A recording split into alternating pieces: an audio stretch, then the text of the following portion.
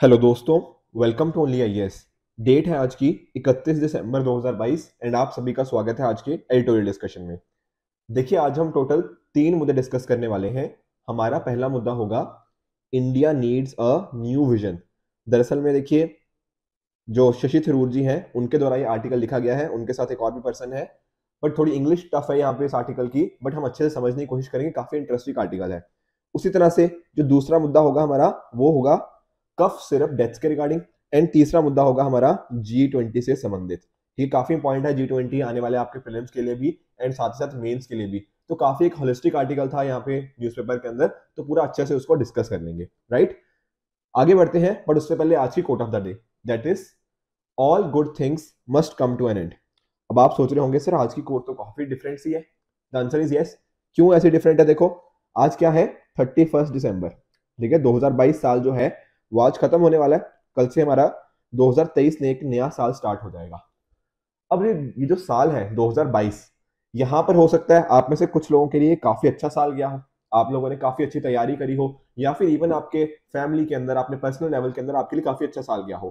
काफी सारे लोग आप में से ऐसे भी होंगे जिनके लिए शायद कुछ चीजें अच्छी गई हो, कुछ चीजें बुरी गई हो।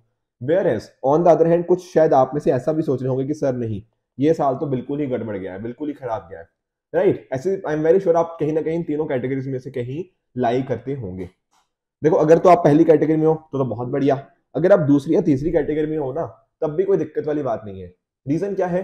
देखो, अगर कुछ आपकी लाइफ में अगर कुछ बुरा भी हुआ है ना, तो कहीं ना कहीं वो कुछ आपको सिखाकर ही गया होगा। बहुत अच्छी लर्निंग्स आपको मिली होंगी, कुछ नया आपको सीखने को मिला होगा। उन लर्निंग्स को अब आपको क्या करना है, अगले साल के अंदर उनको इंप्लीमेंट करना है। तो कहने का पॉइंट ये है ना कि एक्चुअल में अगर आपको लगता है ना कि जिंदगी में कुछ खराब हो रहा है, वो खराब नहीं है, वो एक नए युग की शुरुआत है, एक नए टाइम की स्टार्टिंग है। तो इस तरह से आप किस तरह से गुड को क्या समझते हो, ठीक है ना। ये गुड वर्ड भी ना काफी वेरिएबल वर्ड है, काफी अलग अलग लोगों के लिए अलग अलग इसका मीनिंग हो जाता है। राइट, तो इस तरह से आप जैसे आप एक पॉजिटिव माइंडसेट के साथ अगर लेके चलोगे ना, तो शायद आपको लगेगा कि हाँ, मैं सही डायरेक्शन में मूव कर रहा हूँ। इसी तरह से देखो, अगर आप इसका ना उल्टा भी सोचने की कोशिश करो कि अगर अच्छी चीजें खत्म होती है ना, तो भैया बुरी चीजें भी तो खत्म हो जाएंगी। All bad things must also come to an end. ठीक है, अगर आपको कहीं इस कैटेगरी में लाई कर रहे हो ना, तो बैड थिंग्स भी तो आपके लिए कभी खत्म हो ही जाएंगी। तो इस तरह से ना कोई इतना ज्यादा वरी नहीं करना अगर जिंदगी में कुछ चीजें ठीक नहीं भी चल रही। आई एम वेरी श्योर कि 2023 में वो सारी चीजें अच्छी होंगी। Plus at the same time अगर कुछ खराब भी होता है, then take it as a learning, take it as a stepping stone to success. Right, ऊपर से देखो मैंने क्या बोल दिया, स्टेपिंग स्टोन टू सक्सेस। अभी जो सक्सेस है भैया, ये भी हर किसी के लिए अलग अलग होता है। जैसे काफी लोग क्या होते हैं, वो जिंदगी में सोचते हैं कि यार मैं ना आईएएस बनना चाहता हूँ, मैं ये चीज बनना चाहता हूँ। देखो, लाइफ में ना बनना ठीक है, कोई आप चीज के लिए, पोजीशन के लिए एस्पायर कर रहे हो, दैट इज ओके। बट इससे भी कुछ बड़ी चीजें होती हैं। What are those thing? कुछ करना। ठीक है, एक होता है कुछ बनना, एक होता है कुछ करना। अगर आपने लाइफ में सोचा हुआ है कि मैं लाइफ के अंदर ना ये चीज करना चाहता हूं, जैसे मान लो आप चाहते हो लोगों की सर्विस करना या नेशन की सर्विस करना, तो जरूरी नहीं है कि उसके लिए आप आईएएस ही बनो या आईपीएस ही बनो या ये सारी चीजें ही करो। Definitely being an IAS IPS आप बहुत सारी चीजें अच्छी कर सकते हो, आप बहुत सारी चीजें सोसाइटी के अंदर चेंजेस ला के ले आ सकते हो। एक अच्छा आपके पास अपॉर्चुनिटी, एक प्लेटफॉर्म मिलता है। पर अगर आपका एंड गोल ये सर्विस है ना, तो डेफिनेटली बिना उसको बने भी आप ये चीजें कर सकते हो। देखो, सबसे अच्छे एग्जाम्पल कौन है इसके लिए? हमारे सुमित सर। ठीक है, सुमित सर आईएएस नहीं है, ठीक है ना, आईपीएस है, पर बहुत सारे लोगों की जिंदगी के अंदर उन्होंने बहुत मेजर चेंजेस लेकर आ पाए हैं। वो क्यों है? क्योंकि उनका सपना क्या था? कुछ करने का, ना कि कुछ बनने का। बनना ठीक है, that is good thing, but उसके बिना बने भी आप वो सारी चीजें कर सकते हो। तो आप मेक श्योर करो कि आप भी जिंदगी के अंदर इस तरह की चीजें देखो, तो जो सक्सेस है ना, उसकी आपके लिए डेफिनेशन चेंज हो जाएगी एंड काफी सारी चीजें उसके साथ ही आप वर्क कर पाओगे। ठीक है, एक दो चीजें देखो और। ठीक है, आप जानते हो फर्स्ट से बेसिकली जो नेक्स्ट क्लास है, वहां से सुमित सर कंटिन्यू करेंगे अब आपके साथ एडिटोरियल डिस्कशन को। राइट, या फिर जो भी उनका नया फॉर्मेट है एक तरह से। तो यहाँ पर आप नोटिस कीजिए कि पिछले कुछ टाइम के अंदर आप सभी लोगों ने भी मुझे बहुत कुछ सिखाया है। ठीक है ना, तो ऑल गुड थिंग्स। तो मेरे लिए भी बहुत सारी चीजें मुझे नई सीखने को मिली है। फॉर एग्जाम्पल, मैं आपको एग्जाम्पल समझाता हूँ। 5 सितंबर को ना, आप सभी जानते हो, टीचर्स डे होता है। ठीक है, बहुत सारे लोगों ने, आपने मुझे बोला कि सर आप मेरे फेवरेट टीचर हो, इस तरह से मुझे बहुत सारे मैसेजेस आए। किसी एक स्टूडेंट ने मेरे से पूछा कि सर आपका फेवरेट टीचर कौन है? तो मैंने पता क्या रिप्लाई दिया था उनको, कि आप सभी लोग, जितने भी आप सभी स्टूडेंट्स हो ना, आप ही मेरे सबसे फेवरेट टीचर हो। क्यों हो? क्योंकि आपने बहुत सारे मुझे पॉजिटिव फीडबैक भी देते हो, कई बार कुछ कंस्ट्रक्टिव क्रिटिसिज्म भी होता है। ठीक है, तो वो सारी चीजों ने मुझे बहुत ज्यादा हेल्प किया है ओवर द टाइम ग्रो करने के लिए। तो जिंदगी में यही बेहतर तरीका है कि कुछ चीजें अच्छी करो, कुछ चीजें कई जगह गड़बड़ होती है, उनको ठीक करने के लिए वर्क करते रहो। यही प्रॉपर तरीका होता है लाइफ में आगे बढ़ने का। ठीक है, थोड़ा सा लाइफ लेसन हो गया, बट आई थॉट कि आज इस साल का आखिरी दिन है, एक थोड़ा लाइफ लेसन भी जरूरी होता है। इसी तरह से मैं आशा करता हूं कि जो 2023 का साल हो ना, आप सभी के लिए बहुत अच्छा हो, आपकी सभी की फैमिलीज के लिए बहुत अच्छे हो, आप सभी के फ्रेंड्स के लिए बहुत अच्छा हो। तो all the very best for this particular year 2023 and have a great year head, right. तो चलो अब डिस्कस करते हैं हमारे पहले आर्टिकल की तरफ, जो क्या बात करता है, in the new evolving world India needs a new vision. और इसको आप रिलेट कर सकते हो जीएस पेपर 2 के इस पर्टिकुलर कंपोनेंट के साथ। अब यहां पर ना एक कोट से शुरुआत करी है, व्हाट इज दैट, लेनिन की ये जो कोट है कि कुछ ऐसे दशक होते हैं जहां पर कुछ नहीं होता, वेयर एज कई बार कुछ ऐसे हफ्ते होते हैं जहां पर दशकों जितनी बातें हो जाती हैं। तो यहां पर राइटर्स पता क्या बात कर रहे हैं, वो बात कर रहे हैं 2022 साल की।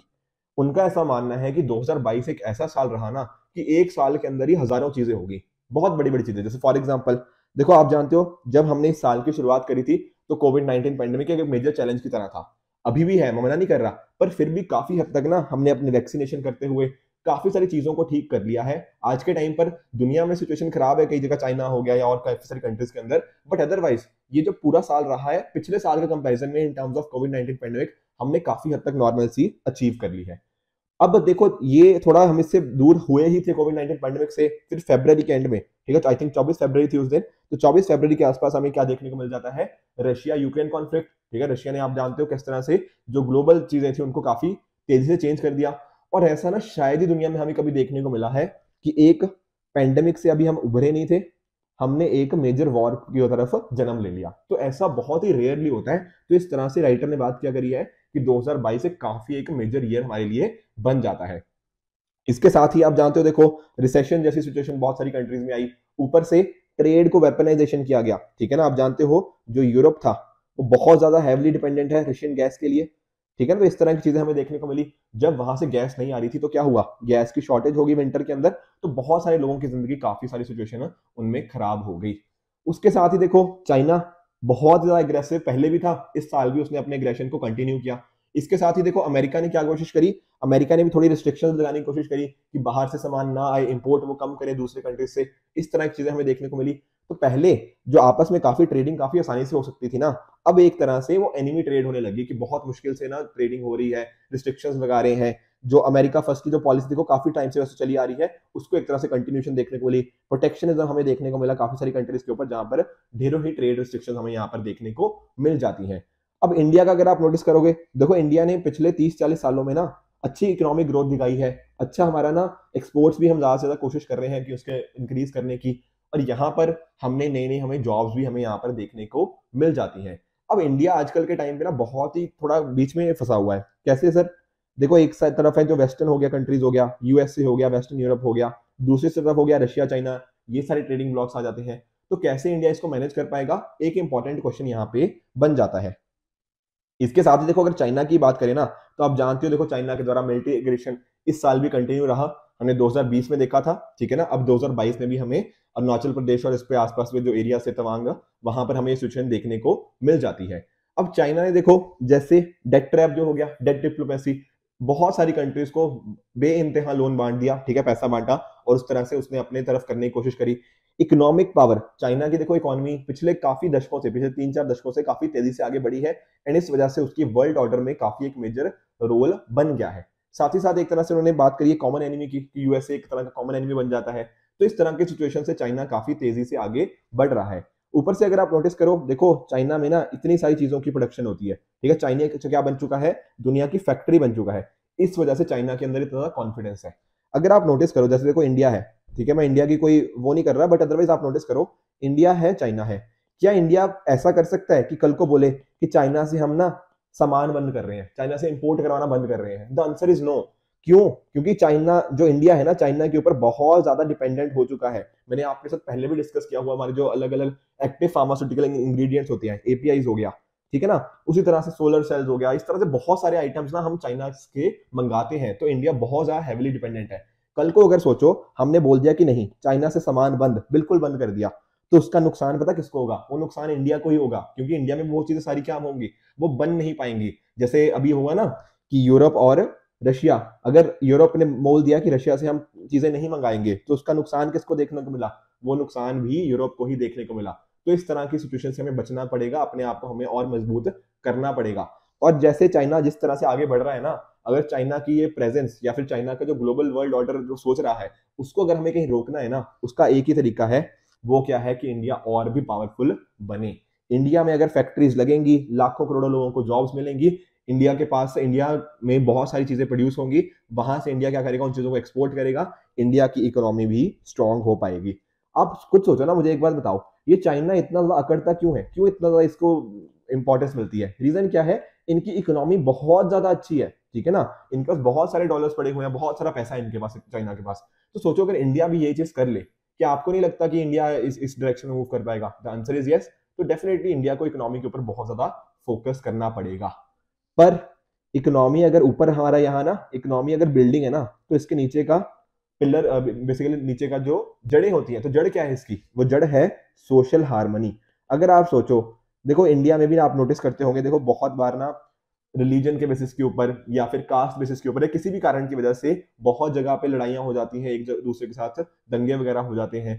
तो अगर ये इस तरह के हमारे रिलीजन, आइडेंटिटी, कास्ट, क्लास, अगर इस तरह के झगड़े चलते रहेंगे, क्या हम अपनी इकोनॉमी के ऊपर फोकस कर पाएंगे? The answer is no. तो जरूरत क्या है कि इंडिया में आपस में शांति हो, आपस में प्यार मोहब्बत से लोग रहें।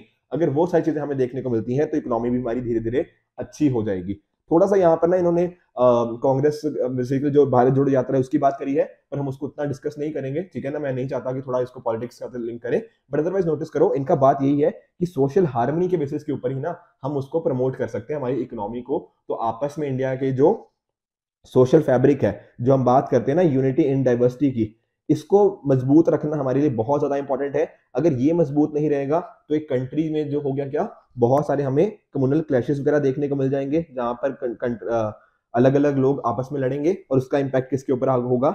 इंडिया की इकोनॉमी के ऊपर। और इंडिया की इकोनॉमी इंपैक्ट होगी, तो डेफिनेटली इंटरनेशनल एरेना के अंदर अगर हम वर्ल्ड लेवल के ऊपर एक ग्लोबल पावर बनना चाहते हैं, तो उसको एक रुकावट मिल जाएगी, ठीक है ना। तो इस सारी चीजों के देखो, चाइना ने देखो बहुत सारी चीजें इस तरह से करी हैं, यहाँ पर इंडिया को भी यही सारी चीजें करने की जरूरत है। इंडिया के पास भी देखो अब टाइम आ चुका है कि इंडिया भी सोचे कि अपनी स्ट्रेटेजी हमारे क्या बनानी है। एक तरह का प्रॉपर मिलिट्री हो गया, डिप्लोमेटिक, सोशल, इकोनॉमिक स्ट्रेटेजी हमारे पास होनी चाहिए। अगर कुछ चेंजेस लेके आने चाहिए, तो वो भी सारे हमें देखने पड़ेंगे, ठीक है ना। अब देखो जैसे जैसे चाइना काफी हॉस्टाइल हो रहा है, तो इंडिया को भी थोड़ा आइडिया लगता रहेगा कि इंडिया के अच्छे दोस्त कौन है, ऐसे दोस्त कौन है जो एक्चुअल में जो मदद के टाइम उसकी मदद कर पाए, जो एक्चुअली जरूरत के टाइम उसकी मदद कर पाए। इस तरह की चीजें इंडिया को धीरे धीरे पता लगती जाएंगी। तो फॉरेन पॉलिसी भी हमारी उसी डायरेक्शन में अकॉर्डिंगली वर्क करनी चाहिए। इसके साथ ही जो लोगों के बीच में ना जो गवर्नमेंट है, ठीक है ना, गवर्नमेंट और जो आम जनता है बेसिकली, इसके बीच का जो गैप है, इस गैप को फिल करना पड़ेगा, राइट। लोगों को अच्छी अच्छी सर्विसेज देनी पड़ेंगी। तो आज के टाइम पर देखो हो क्या रहा है, जो अमीर है ना वो और अमीर होते जा रहे हैं, और जो गरीब है ये और गरीब होते जा रहे हैं। और इनके बीच का जो गैप देख रहे हैं ना, ये जो गैप देख रहे हो, ये गैप कंसिस्टेंटली बढ़ता ही जा रहा है। आप सभी ऑक्सफैम की रिपोर्ट जानते हो, ठीक है, जहां पे जो अमीर के पास बहुत तेजी से पैसा कमा रहे हैं, whereas on the other hand जो गरीब है उनके पास कुछ भी नहीं है। तो इस तरह की सिचुएशन से हमें बचना चाहिए, लोगों के बीच में एक तरह की इक्वालिटी लाने की कोशिश करनी चाहिए। इसके साथ ही अगर आप नोटिस करो, देखो आप एक इंसान को सोचो, ये इंसान मान लो काफी गरीब है, इसके पास खाने के लिए भी कुछ भी नहीं है। अगर इसको मैं ये जाके बोलूं कि भैया तुम्हें तो खुश होना चाहिए कि इंडिया की जीडीपी 8% 9% से ग्रो कर रही है, तो क्या ये इंसान खुश हो जाएगा? नहीं। ये जीडीपी नंबर्स ठीक है, अच्छी बात है, जीडीपी तेज बढ़ रही है, बहुत बढ़िया बात है, बट जीडीपी का असली मजा तभी है जब जो आम इंसान है उसकी जिंदगी के अंदर हम कुछ चेंज लेकर आ पाए। अगर उसको अच्छी एजुकेशन, अच्छी हेल्थ, उसके बच्चों को अच्छी शिक्षा, ये सारी चीजें अगर मिल पाएंगी ना, तभी उस जीडीपी का मीनिंग रह जाता है। आई बात समझ में? इसके साथ ही यहाँ पे राइटर ने एक बात कही है कि देखो अब टाइम है किसका? डिसेंट्रलाइजेशन का। सेंट्रल गवर्नमेंट को अब जो है ना बहुत ज्यादा जो एक्सेसिव कंट्रोल है, वो उनको स्टेट गवर्नमेंट और जो लोकल गवर्नमेंट्स है उनको देना चाहिए। देखो स्टार्टिंग में ना, जैसे फॉर एग्जांपल इंडिपेंडेंस के जस्ट बाद, वहां पर सेंट्रल गवर्नमेंट का बहुत ज्यादा इंपॉर्टेंट रोल था, ठीक है ना, कंसिडरिंग कि उस टाइम की सिचुएशन ही कुछ ऐसी थी। एक ही मेजर पार्टी थी हमारे पास, इंडियन नेशनल कांग्रेस, बाकी पार्टी उतनी ज्यादा नहीं थी। पर आजकल के टाइम पर क्या है, आजकल के टाइम पर ना ये वन नेशन वन पॉलिसी, ये नहीं अच्छी बात, ठीक है ना। हमारे पास होना क्या चाहिए? स्टेट गवर्नमेंट्स हो गया, लोकल गवर्नमेंट्स हो गया, जितना आप ग्रास रूट के साथ कनेक्टेड रहोगे ना, उतना ही बेटर वहां की डेवलपमेंट होती है। ये हमने चीजें देख भी रखी हैं। जैसे फॉर एग्जांपल आप देखते हो, नीति आयोग का एक इंपॉर्टेंट रोल बन जाता है। क्यों? क्योंकि नीति आयोग क्या करता है? बॉटम अप प्लानिंग, ठीक है, ग्रास रूट से आपके इनपुट्स लेता है और उस हिसाब से प्लानिंग फिर करी जाती है। तो जितना आप ग्रास रूट्स को इन्वॉल्व करोगे, लोकल लोगों को जितना इन्वॉल्व करोगे, उतनी ही पॉलिसीज बेहतर बनती है। तो ये सारी चीजें हमारे लिए बहुत इंपॉर्टेंट है कि एक प्रॉपर डिसेंट्रलाइजेशन हो, हमारे जो अलग अलग इंस्टीट्यूशंस हैं वो अच्छे से काम करें। अगर ये सारी चीजें हमने अपने इंटरनल चीजों को ठीक कर लिया, हमारी इकोनॉमी को इंप्रूव कर लिया, हमारी सोसाइटी के अंदर हार्मनी लेकर आ गए, तो डेफिनेटली उससे होगा क्या, इंडिया एक इंपॉर्टेंट रोल दुनिया के अंदर प्ले कर सकता है। और इसका इंपॉर्टेंस कहाँ होगी, हमारी गवर्नमेंट की, हमारे प्रधानमंत्री की, कि सभी चीजों को हम साथ में लेकर वर्क करें, तभी हम इंश्योर कर पाएंगे कि आने वाले साल के अंदर और साथ साथ आने वाले दशकों के अंदर हम बहुत अच्छा कर पाएंगे। राइट? तो काफी इंटरेस्टिंग आर्टिकल था, काफी सारे नए नए इनसाइट्स आई होप आपको अच्छे से मिले होंगे इसमें। अब चलते हैं हमारे दूसरे आर्टिकल की तरफ। चलते हैं हमारे दूसरे आर्टिकल की तरफ जो रिलेट करता है G20 के एवोल्यूशन के साथ, और इसको आप जीएस पेपर 2 के इस पर्टिकुलर कंपोनेंट के साथ रिलेट कर सकते हो। देखो आप सभी जानते हो, ठीक है, इंडिया के पास प्रेसिडेंसी है G20 की, तो काफी इंपॉर्टेंट यहाँ के लिए बन जाता है कि G20 को हम अच्छे से समझें। अब यहाँ पर ना देखो, एक वर्ड हमें समझना है, ट्रेयोका। अब ये क्या होता है, देखो नोटिस करना, यहाँ पर ना मान लीजिए जैसे ये वाला साल है, तो इस पर्टिकुलर मान लो जैसे 2022 का मान लेते हैं, तो मान लीजिए यहाँ पर अगर इंडोनेशिया है, ठीक है ना, तो अगले साल के लिए जो होगा 2023 के मान लीजिए जैसे इंडिया है, और उसके पहले मान लीजिए जैसे इटली था। तो आज के टाइम पर हम यहां पर हैं, तो ये जो तीनों की तीनों कंट्रीज होंगी ना, इनको बोल देते हैं क्या, ट्रियोका। बेसिकली आज के टाइम पर जो G20 को करवा रहा है वो, उसके पिछले वाला और उसके आगे आने वाला, इन तीनों को बोलते हैं क्या, G20 का ट्रियोका। तो जो G20 की जो चेयर होती है ना, वो इसी तरह से वर्क करती है, एक तरह का 3 मेंबर ग्रुप होता है। ये देखा ना, 1 2 3, ये 3 मेंबर ग्रुप है किसका, इमीडिएट पास्ट जैसे ये, करंट ये, और साथ साथ जो सक्सीडिंग आने वाले टाइम में जो होने वाला है, इन सभी को क्या बोलते हैं, ट्रायोका। काफी इंपॉर्टेंट वर्ड है, तो इसको ध्यान से समझना। अब ऐसा क्यों किया गया है, ऐसा इसलिए किया गया है क्योंकि G20 का ना कोई परमानेंट सेक्रेटेरिएट नहीं है, तो इस वजह से तीनों जो कंट्रीज होती हैं, बेसिकली पास्ट, करंट और सक्सीडिंग वाली, वो मिलकर ये सारी चीजें करती हैं। तो अभी आज के टाइम पर जो होने वाला क्या है, दैट इज अभी अगला जो शिफ्ट आ जाएगा, जैसे इंडोनेशिया था 2022 में, 2023 में इंडिया है, और फिर उसके बाद क्या आएगा, ब्राजील। अगर आप इन तीनों कंट्रीज को नोटिस करोगे, ये तीनों कंट्रीज क्या है, ये इमर्जिंग मार्केट इकोनॉमीज है, ठीक है ना, तो इमर्जिंग इकोनॉमीज है, तो इस वजह से इनकी इंपॉर्टेंस और भी बढ़ जाती है, जो इमर्जिंग इकोनॉमीज है ना उनकी। आगे बात समझ में, ठीक है। अब देखिए, अगर आप नोटिस करोगे 2025 में साउथ अफ्रीका का होगा, और उसके बाद एक तरह से हमारा पूरा ना एक साइकिल कंप्लीट हो जाएगा, एक पूरा एक सर्कल कंप्लीट हो जाएगा। तो काफी इंपॉर्टेंट 2025 में भी हम देख सकते हैं कि जो ग्लोबल साउथ की आवाज है, वो काफी तेजी से हमारे यहाँ पे स्ट्रेंथन होती हुई हमें देखने को मिल जाएगी। अब ये जो G20 का समिट है, ये कब होगा सर, ये होगा न्यू दिल्ली के अंदर सितंबर 9-10 को 2023 में। अब यहाँ पर अगर आप नोटिस करोगे, तो ऐसा नहीं है कि सिर्फ बस यही एक मीटिंग है, इसके अलावा बहुत सारी मीटिंग्स होंगी। टोटल 50 सिटीज में हमें 200 मीटिंग से भी ज्यादा देखने को मिलेंगी।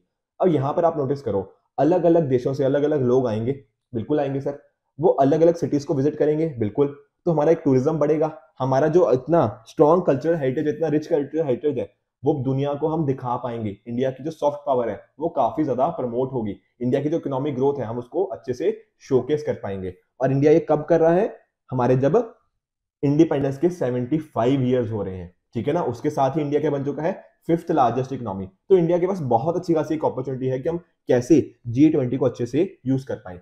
अगर आप नोटिस करोगे ना, जो G20 का समिट है वो दो तरह से होगा, दो ट्रैक्स पे ऊपर, एक होगा फाइनेंस ट्रैक और दूसरा है शेरपा ट्रैक। यहाँ पर क्या होगा, जो पहला फाइनेंस के रिगार्डिंग है, यहाँ पर देखो कैसे हमारी जो फिस्कल एंड मॉनेटरी पॉलिसी है, बेसिकली जो वहाँ की गवर्नमेंट हो गया, वहाँ के जो सेंट्रल बैंक्स हो गया, कैसी पॉलिसीज बनाएंगे, कैसा आपस में कोऑर्डिनेशन कर पाएंगे, लोगों तक बैंक अकाउंट्स हो गया, बैंक सर्विसेज हो गया, या फिर पेंशन सर्विसेज हो गया, इस तरह की सर्विसेज कैसे उन तक पहुंच पाए, उसके लिए फाइनेंशियल इंक्लूजन करेंगे। इंटरनेशनल टैक्सेशन में क्या इश्यूज है, उसको कैसे ठीक करना है, एफडीआई के रिगार्डिंग क्या इश्यूज है, इन्वेस्टमेंट कैसे प्रमोट कर सकते हैं, ये सारी चीजों के ऊपर यहाँ पे डिस्कशन होगा। उसी तरह से जब मैं बात करता हूँ शेरपा ट्रैक की, यहाँ पर ना ये थोड़ा फाइनेंस ट्रैक को उनको हेल्प करेंगे, जैसे for example trade, anti corruption, agriculture, health, ये सारे मुद्दे यहाँ पर हमें देखने को मिल जाएंगे।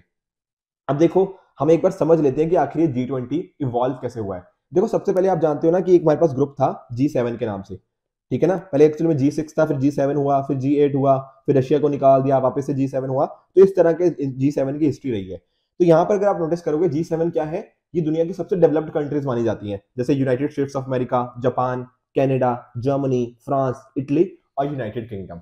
अब ये कंट्रीज आपस में काम कर रही थी, आपस में कोऑर्डिनेशन कर रही थी कि कैसे दुनिया की इकोनॉमिक और फाइनेंशियल स्टेबिलिटी हो। पर फिर क्या हुआ, 1997 में ना हमें एशियन फाइनेंशियल क्राइसिस देखने को मिलता है। तो काफी एक मेजर कंसर्न आ गया इनको। क्या कंसर्न आया, इन्होंने नोटिस किया कि यार हम सातों कंट्रीज तो आपस में कोऑर्डिनेशन कर रही थी, तो यहाँ पे इस तरह का क्राइसिस नहीं होना चाहिए था, पर क्राइसिस तो हुआ। तो फिर क्या डिसाइड किया कि नहीं, हमें ना सिर्फ डेवलप्ड कंट्रीज नहीं चाहिए, इसके साथ ही जो इमर्जिंग इकोनॉमीज है या जो डेवलपिंग कंट्रीज है उनको भी हमें यहाँ पर इंक्लूड करना पड़ेगा। तो वो सारी चीजें भी हमें यहाँ पर देखने को मिल जाती है कि after the Asian financial crisis हमने क्या देखा, हमने देखा कि डेवलपिंग कंट्रीज को भी इसके अंदर इंक्लूड किया जाने लगा। तो यहाँ पर देखो फोकस कहाँ किस चीज के ऊपर था 1987 के बाद जब ये G20 को बनाया गया, इकोनॉमी के ऊपर, क्योंकि फाइनेंशियल क्राइसिस था ना, तो इकोनॉमी को ठीक करना था। तो यहाँ पर क्या हुआ, G20 का फॉर्मेशन तो हो गया, पर G20 में मेंबर्स कौन थे, जैसे फॉर एग्जांपल वहां के फाइनेंस मिनिस्टर हो सकते थे, या फिर वहां पे जो सेंट्रल बैंक्स हैं उनके गवर्नर्स, ये सभी आते थे आपस में। ऐसा नहीं था कि उस टाइम प्राइम मिनिस्टर, प्रेसिडेंट, ये सब लोग जाते थे, नहीं, या तो फाइनेंस मिनिस्टर हो गया या सेंट्रल बैंक गवर्नर, ये सारे आपस में मिलकर यहाँ पर कोऑर्डिनेट करते थे।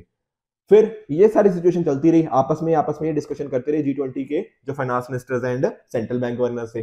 पर फिर क्या हुआ, 2008 में आप जानते हो ग्लोबल फाइनेंशियल क्राइसिस हमें देखने को मिला, जो यूएस में मर्ज हुआ, और काफी सारी और इकोनॉमीज के अंदर भी हमें सिचुएशन देखने को मिल जाती है। अब यहाँ पर इनको लगा कि नहीं, सिर्फ फाइनेंस मिनिस्टर और इनके बात नहीं बनेगी सेंट्रल बैंक गवर्नर से, हमें उन देशों के जो भी उनके हेड्स हैं, चाहे प्राइम मिनिस्टर बात कर लो, प्रेसिडेंट बात कर लो, उनकी पार्टिसिपेशन चाहिए होगी। तो तब हम देखते हैं कि 2008 के फाइनेंशियल क्राइसिस के बाद ना हमारे यहाँ से पार्टिसिपेशन किसकी होने लगी, हेड ऑफ स्टेट या फिर हेड ऑफ गवर्नमेंट की। तो ये सारे इस तरह से वर्क हमें करता गया। अब धीरे धीरे देखो, पहले फोकस क्या था, इकोनॉमी के ऊपर, फिर ओवर द टाइम इसका फोकस काफी ब्रॉड होता गया, जैसे ट्रेड कैसे होना चाहिए, इन्वेस्टमेंट कैसे होना चाहिए, फूड सिक्योरिटी को हम कैसे प्रमोट कर सकते हैं। तो इस तरह से ना धीरे धीरे जो डेवलपमेंट एजेंडास थे वो ओवर द टाइम काफी ज्यादा इंक्रीज होते गए। साउथ कोरिया ने भी काफी इंपॉर्टेंट यहाँ पे रोल प्ले किया। उसी तरह से आप जो अलग कंट्रीज देख सकते हो, ठीक है, ये सारी कंट्रीज ने कुछ ना कुछ इंपॉर्टेंट रोल प्ले ही किया है। अभी देखिए 2017 में आप जानते हो यूएस चाइना का ट्रेड वॉर हुआ, ठीक है, काफी कंट्रीज के बीच में आप काफी सारे ओपिनियंस हुए।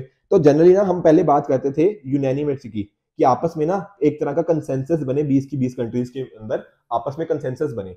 पर बाद में क्या हुआ, कई बार ऐसा भी देखा गया था कि कुछ कंट्रीज इनके फेवर में होती थी, कुछ कंट्रीज के अगेंस्ट में होती थी। फिर हमने डिसीजन कैसे लेने स्टार्ट कर दिए, हमने डिसीजन लेने कर दिए स्टार्ट वोटिंग से। ये वोटिंग से हमें एक चीज क्या पता लगी, ये पता लगा कि ऐसा नहीं है कि एक पर्टिकुलर कंट्री अगर चाहे तो वो चीज हो जाएगी, नहीं, यहाँ पर वन कंट्री वन वोट का एक तरह से प्रिंसिपल चलता है। तो एक तरह से हमें ये रियलाइज हुआ कि कोई भी एक सिंगल कंट्री सुपीरियर नहीं है। अगर कुछ कंट्रीज चाहती हैं कि ये काम हो और कुछ कंट्रीज नहीं चाहती, तो वोटिंग से हम उसको डिसाइड कर सकते हैं कि ऐसी नहीं है कि एक कंट्री की यहाँ पे सुप्रीमेसी चले। तो ये सारी चीजें यहाँ पर इंपॉर्टेंट हो जाती हैं। तो इस तरह से धीरे धीरे हमने देखा कि जो हमारा G20 है वो ओवर द टाइम इवॉल्व होता रहा। कोविड-19 पेंडेमिक के टाइम पर भी आप जानते हो G20 की मीटिंग्स हुई, उन्होंने आपस में कैसे इसके रिस्पॉन्स कर सकते हैं उसके रिगार्डिंग वर्क किया, अच्छे पॉलिसीज बनाई गई, अच्छे इमरजेंसी मेजर्स हमें यहाँ पर नोटिस किए हुए देखने को मिल जाते हैं। जो पिछले सालों के अंदर इटली हो गया, इंडोनेशिया हो गया, इनकी प्रेसिडेंसी थी ना, मैंने अभी बताया आपको ट्रेओका के अंदर, ठीक है ना, तो उन्होंने अच्छे से काम किया कि कैसे हम पोस्ट पैंडेमिक की रिकवरी के ऊपर वर्क कर सकते हैं। अब इंडिया के पास जब प्रेसिडेंसी है तो बहुत सारे चैलेंजेस है हमारे सामने भी। दुनिया में देखो, रशिया यूक्रेन क्राइसिस है, ठीक है ना, फूड एंड एनर्जी क्राइसिस है, क्लाइमेट चेंज का इंपैक्ट आ रहा है, ग्लोबल रिसेशन की तरफ भी हम बढ़ रहे हैं। तो ये सारे सिचुएशंस के अंदर इंडिया कैसे वर्क कर सकता है, जो रिकवरी है हम उसकी तरफ कैसे बढ़ सकते हैं, कोविड-19 के जो नेगेटिव इंपैक्ट्स हैं उनके रिगार्डिंग एक कैसे कोऑर्डिनेटेड रिस्पॉन्स लेकर आ सकते हैं, ये सारी चीजें इंडिया के लिए काफी इंपॉर्टेंट हो जाती हैं। अब आप जानते हो, ठीक है, इंडिया किसमें मानता है, the earth is one family, the world is one family, वसुधैव कुटुंबकम के अंदर। तो अगर ये थीम के अंदर हम वर्क करेंगे, आपस में कोऑर्डिनेशन एक्शन के ऊपर वर्क करेंगे, तो ये सारे जो इश्यूज हैं इंडिया की प्रेसिडेंसी के अंदर हम इन सभी इश्यूज को भी अच्छे से टैकल कर पाएंगे, राइट। तो ये हो गया हमारा दूसरा आर्टिकल। अब चलते हैं हमारे तीसरे आर्टिकल की तरफ, जो क्या रिलेट करता है the Gambia and Uzbekistan cough syrup deaths, और इसको आप जीएस पेपर 2 के हेल्थ वाले सेक्शन के साथ रिलेट कर सकते हो। देखो एक बार तो पहले ना गैम्बिया की और साथ ही साथ जो उज्बेकिस्तान है उसकी एक बार लोकेशन देख लो, ठीक है, ये रही गैम्बिया की लोकेशन, आप यहाँ पर भी देख सकते हो, और ये रही उज्बेकिस्तान की लोकेशन, ठीक है ना।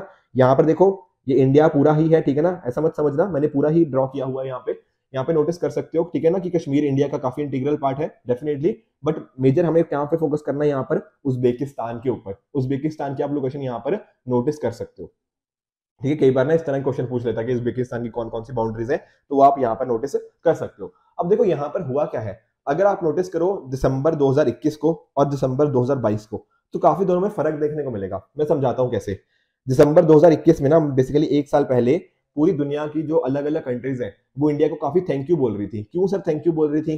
क्योंकि इंडिया ने देखो बहुत सारी कंट्रीज को वैक्सीन भेजी, ठीक है ना, तो वैक्सीन भेजी, लाखों लोगों की हमने जानें बचाई हैं। तो इंडिया को क्या बोला गया? बोला गया कि भैया आप तो फार्मेसी ऑफ द वर्ल्ड हो, ठीक है ना, पूरी दुनिया को आपने वैक्सीन सप्लाई करी है, तो इंडिया की रोल काफी मेजर माना गया इन द फार्मास्यूटिकल सेक्टर। पर इस साल के अंदर ना हमें दो ऐसे इंस्टेंसेस देखने को मिले हैं जिन्होंने इंडिया की इमेज को काफी धक्का दिया है। What is that? एक था, देखो, गैम्बिया के अंदर अराउंड 66 बच्चों की डेथ हुई, उज्बेकिस्तान के अंदर अभी 18 बच्चों की भी डेथ हुई है।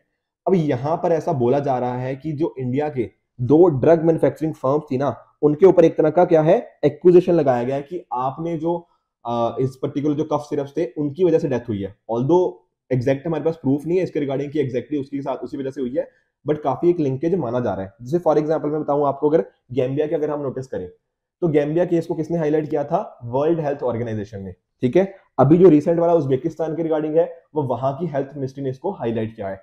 ध्यान में देने वाली बात क्या है कि अभी कंक्लूसिवली स्टैब्लिश नहीं है कि सिरप लेने की वजह से ही डेथ हुई है, पर एक कंसर्न जरूर उठ गया है एक इंडिया के रिगार्डिंग ना, एक एक्विजिशन डेफिनेटली उठ गए हैं। कंसर्न क्या है? देखो, जो इथाइलिन ग्लाइकोल है या फिर डाइथाइलिन ग्लाइकोल आप बात कर लीजिए, यहां पर इनको इसके अंदर यूज किया गया था, ठीक है ना, कफ सिरप के अंदर। नॉर्मली इसमें अंदर ये यूज नहीं होता, पर यहां पर हमने क्या देखा कि इनकी मात्रा इथाइलिन ग्लाइकोल की या डाइथाइलिन ग्लाइकोल की मात्रा काफी ज्यादा थी। इसके अलावा देखो इंडिया ने क्या काम किया है, इंडिया ने इंश्योर किया है कि देखो ये कंपनीज हैं जो हरियाणा बेस्ड, जैसे मेड इन फार्मास्यूटिकल है, इसका जो लाइसेंस था हमने इस लाइसेंस को रिवोक कर दिया है हमारी पर्टिकुलर गवर्नमेंट ने।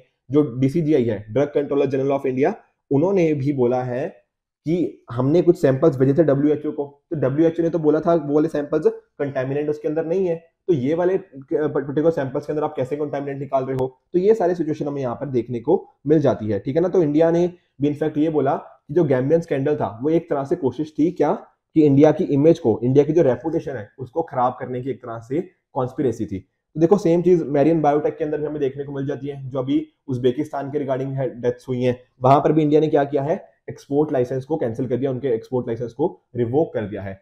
तो यहाँ पर ना देखो इंडिया को क्या फोकस करना चाहिए, इंडिया को अपनी इमेज के अंदर सुधार करने की कोशिश करनी चाहिए कि कैसे हम यहाँ पर वर्क कर सकते हैं, ये इश्यूज आखिर इमर्ज हो क्यों रहे हैं, क्या इनमें गलतियां थी किसकी, क्या ये कंपनी की गलती थी जिन्होंने इसको बनाया, या फिर जो जिन्होंने सैंपल्स चेक किया उन्होंने ढंग से सैंपल्स को चेक नहीं किया, या फिर कोई इसके रिगार्डिंग कुछ ऐसा तो नहीं कि कुछ कंट्रोवर्सी है, या फिर कोई जानबूझ के हमारी इमेज को खराब करने की कोशिश कर रहा है, इंडिया की जो reputation as a pharmacy of the world उसको खराब करने की कोशिश कर रहा है।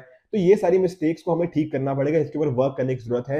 इंडिया को अपनी इमेज को डेफिनेटली प्रोटेक्ट करना पड़ेगा और एक तरह का ट्रस्ट लेके आना पड़ेगा इंडियन इंडस्ट्री के अंदर। इंडिया का जो फार्मा सेक्टर है वो तभी वर्क कर पाएगा जब इस तरह के इंस्टेंसेस को हम अच्छे से टैकल कर पाए। तो काफी इंपॉर्टेंट मुद्दा होता है जब इस तरह की सिचुएशन हो जाती है दुनिया के अंदर, और इंडिया को डेफिनेटली इसके रिगार्डिंग वर्क करने की बहुत ज्यादा जरूरत है, राइट।